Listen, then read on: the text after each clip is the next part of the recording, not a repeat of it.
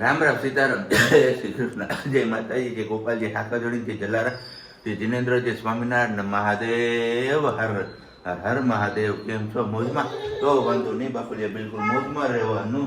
વાગ્યા છે અત્યારમાં 7 અને બસ ઉઠતા હવે તમારા બેન બાની રાડો ચાલુ થઈ ગઈ છે, કારણ કે આપણે દીવાબત્તી કરતા હતા અને જ્યાં મંદિરમાં ખાના છે બધા ખાના ખોલીને બધી વસ્તુ અમને બહાર ફેંકવી હતી ને આપણે ન ફેંકવા દીધી, એટલે એ અત્યારમાં બગડ્યા છે બેન.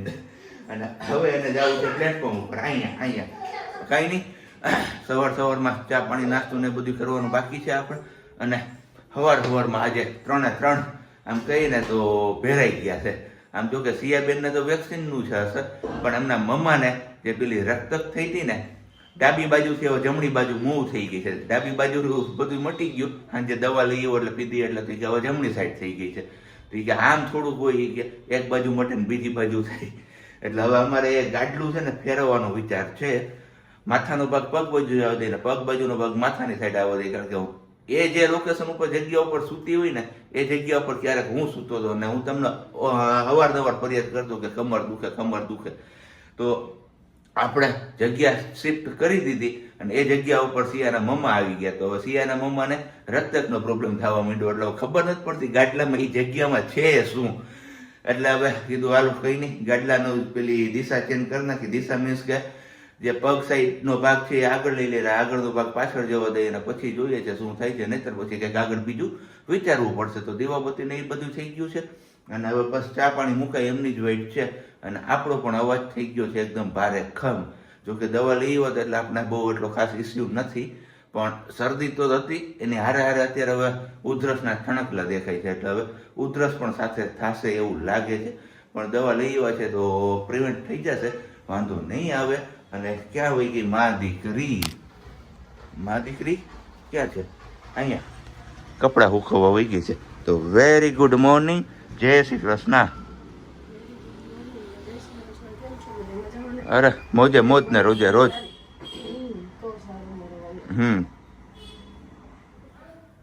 ચા પાણી ને બધું મુકાઈ ગયું છે.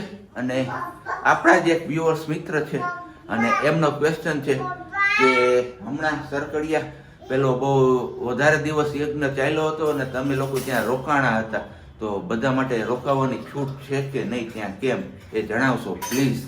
તો ના, બધા માટે રોકાવાની છૂટ નથી, અમારા માટે પણ નથી હોતી.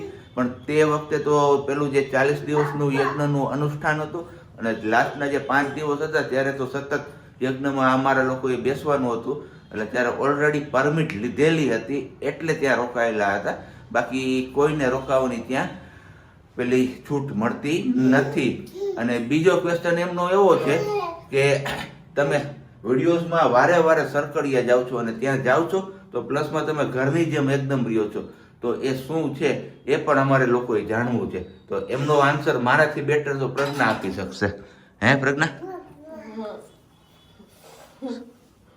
હમણાં હું શું બોલ્યો કે ધ્યાન જ નથી, બાષ્પીભવન બધું ધ્યાન છે તો અહીંયા આવતી રહેતું પેલા 1 જ મિનિટ. ઓકે, કઈ વાંધો નહીં.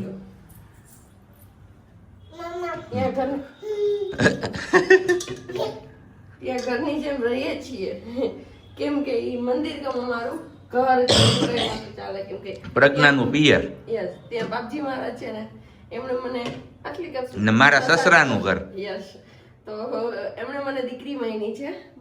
તો મારા પપ્પાની લોકો તો પહેલેથી અમે લોકો ત્યાં જતા. ગુલાદર જ્યાં મંદિર હતું ને, ઘણી વાર તમને વિડીયોઝમાં બતાવ્યું છે, એ મંદિરે સેવા કરવાની એવી રીતે.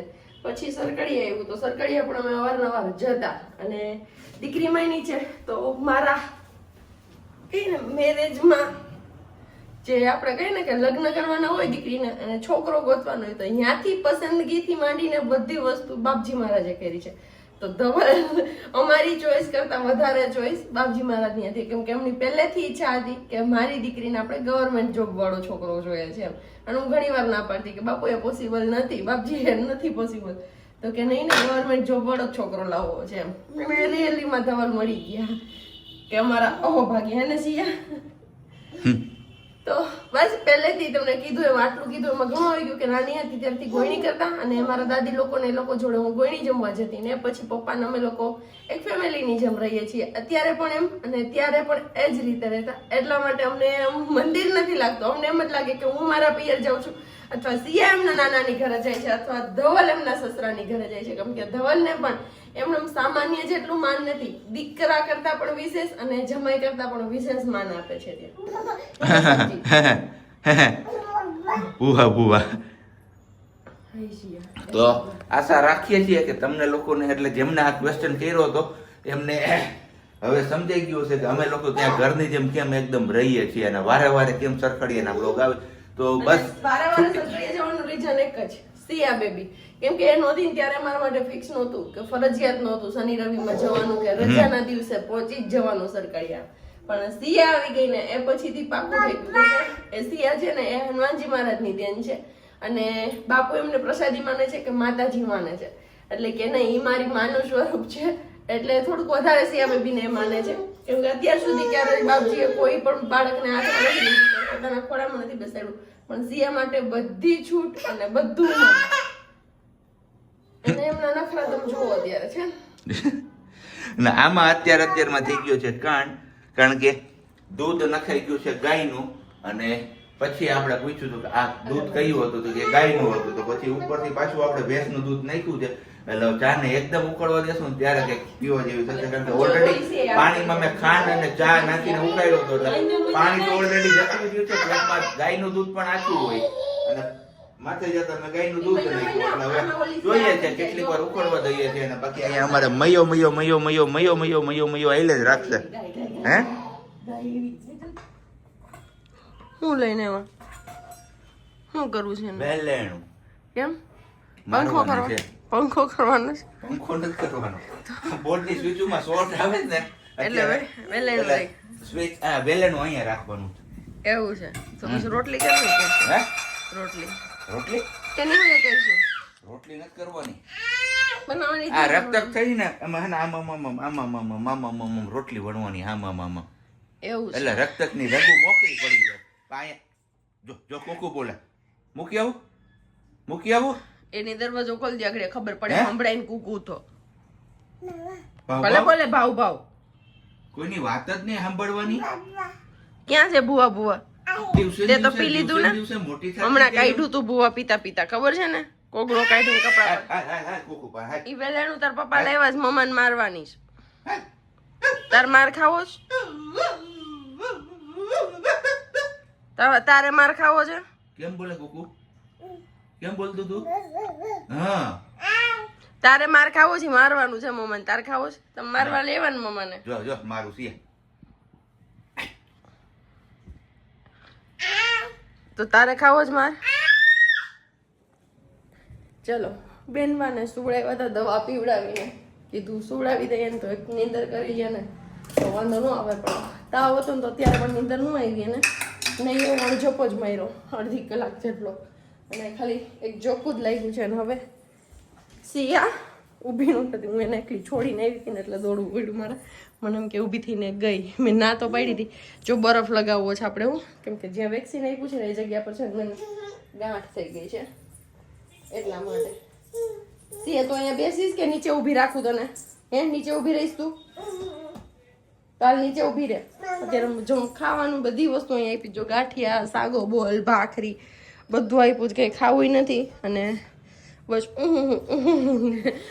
એવું બધું હાલે છે ગાડું તો મારે લેવા જવાનો છે ધવલનો રૂમાલ પણ મને એમ કે નીચે ઉતરીને ઝાંઝરીનો અવાજ આવ્યો ને એટલે બીક લાગી એટલા માટેથી હું દોડીને ભાઈ ગઈ આ બાજુ કંઈ વાંધો નહીં પેલા બરફ લગાવી લઈએ પછી આપણે નિરાતે પાછા મળીએ જો ઘસવા દઈએ ને લગાવવા દઈએ ને બરફ તો કેમ કે ગઈકાલે તો કંઈ લગાવ્યું જ નથી કંઈ કર્યું જ નથી પણ આજે અત્યારે મેં જોયું ને તો ત્યાં ગાંઠ પડી ગઈ છે એટલે હવે બરફ ઘસવો જરૂરી છે હા બેટા શું અને ત્યારે ગાંઠ ઓગળશે નહીં અને રાતે દવા પાઈને વોમિટિંગ કરીને કાઢ નાખી હતી પછી 11:30 ફરી પાછી એમને દવા આપી હતી તો પછી નીંદરમાં એટલે દવા આપીને પછી 2 વાગ્યા પછી સુધી ત્યાં સુધી કણસતી હતી કેમ કે તાવ 100 ઉપર હતો અને તાવ હતો એમના લીધે ને પહેલું છે ને આપણે કળતર ને એવું થતું હોય તો એમને પણ શરીરમાં બી તૂટતું હશે કે એવું થતું હશે એનસીએ તો અત્યારે સેમ એ જ હાલત હતી તાવ ન હોય ને તો મેં કીધું નહીં આપવી, તો રાહ જોઈ પણ પછી તાવ આવી ગયો એટલે ધવલને કહો હાલો હવે દવા પીવડાવી દઈએ. તો 7:30 પછી દવા પીવડાવી બેનબાને અને પછી સુવડાવવાની ટ્રાય કરી હતી. તો 8:30 ની આસપાસ સુતી, 9 થયું ત્યાં જાગી ગઈ. 8:30 ને 8:40 કેમ સુતી હતી. સિયા એમ ન કરાય દીકરા, ચલો હવે એને બરફ લગાવી દઉં પછી જ મળીએ. જે દિવસે કહે ને મુહૂર્ત ના હોય એટલે મુહૂર્ત ના જ હોય. આજ કાંઈક સેમ એવું જ બન્યું છે. સવારના જે બ્લોગિંગ કર્યું હતું એના પછી કઈ ખાસ એટલું કન્ટિન્યુ થયું નથી કઈ, અને સીધા હાનના જમવા ટાઈમે મળીએ છીએ. સવારે આપણે વાત કરતા હતા ત્યારે અવાજ થોડોક ભારે હતો, ઉધરસની કે એવી કઈ અસર હતી નહીં, પણ આખો દિવસ પસાર થયો એમ આપણે ખોટી ઉધરસ ઉપડી ગઈ છે. થોડુંક પણ બોલું ને તો ઉધરસ ઉપડે છે. માંડ કંટ્રોલ કરીને રાખ્યું છે, અને અહીંયા માંડ કંટ્રોલમાં જો અમારે આવું થયું બધું. અત્યારે કઈ વાંધો નહીં, હાલો હવે આ પેલા સાફ કરી લઈએ, કારણ કે સિયા બેન ને પણ નથી મજા આવતી, એમના મમ્માને પણ નથી મજા આવતી, ત્રણે નથી મજા આવતી અત્યારે. હા જો બસ જો આવું જ કરે છે આ. એમ જ કહે છે ને આજે કન્ટિન્યુ ખાસ થયું નથી તો અત્યારે ખાવા હે મારો તો દુખાવો અત્યારે મટી ગયું ને તને. હા તો ચલો કઈ નહીં, હવે ચા ને ગાંઠિયા ખાઈ લઈ. રસોઈમાં વિશેષ કાંઈ બનાવવાનું છે નહીં, અને બેનબાને બસ હવે રાખવાના છે આપણે. એમને હે ને ઘડી થઈ તો આમ જવું, ઘડી થઈ તો આમ જવું, ઘડી થઈ તો આમ જવું, ઘડી થઈ તો આમ જવું, બધી બાજુ જવું જ હોય. અને ખાવા પીવાનું કઈ નહીં, ખાવું તો કઈ નથી. આજે આખો દિવસ હે ને હવે કહીએ તો ભાઈનું તૂટું ખાધું છે, એટલે હવે ભૂખે છે, બીજી બાજુ ઊંઘ પણ છે, અને તબિયત પણ થોડીક એમની પેલી થઈ છે ને એમના હિસાબે એમને કઈ ચેન નથી પડતો. એવું છે ત્યારે હુડાવો ને ત્યારે 15-20 મિનિટનું જોકામાં પૂરું, 2 વાર હુતી આખા દીમાં. શાક બોલ ખાય તો યા નથી ખાતી સાગો બોલ નહીં, ગાંઠિયા ના ફેરવી તો ગાંઠિયા નહીં એવડા ભજીયું જો વરસાદ બનાવ્યું ઈ નહીં, કૃષ્ણાબેન યાદી ભૂંગળા એવા હતા ઈ કોઈ વસ્તુ સેવ કોથળી તોડે પડી ઈ નહીં, કાંઈ નથી ખાવું.